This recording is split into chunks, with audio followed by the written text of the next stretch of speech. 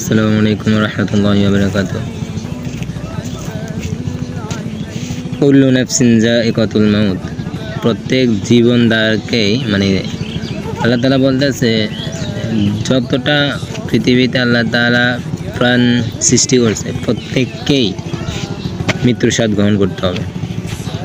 আমি, তুমি, আমাদের পরিবার পরিজন, পৃথিবীর সবাই যাদের জান আছে তারা মৃত্যুর স্বাদ গ্রহণ করবেই, ইচ্ছাকৃত হোক অনিচ্ছাকৃত। একটা জিনিস কি, ওটা হচ্ছে হাদিসে আছে,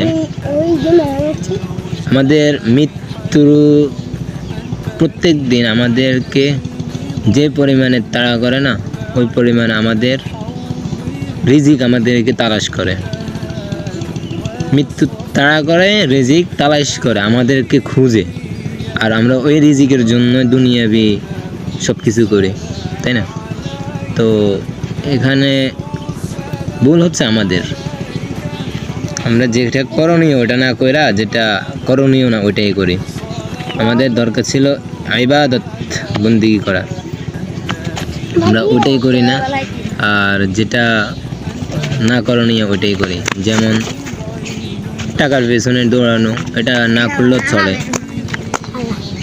কিন্তু আমরা ওইটার পিছনে দৌড়ি সবাই। আমি আমার একটা ফ্রেন্ডকে বা ভাইকে জিজ্ঞেস করলাম, ভাই কেরিয়ারে কি ফোকাস?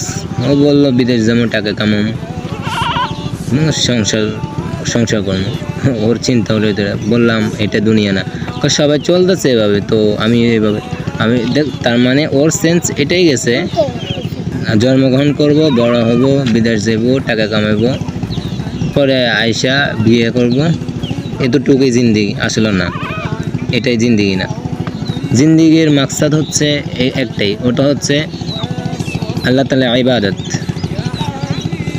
পরকালকে স্মরণে রেখে এই দুনিয়াতে ইবাদত বন্দেগী করা।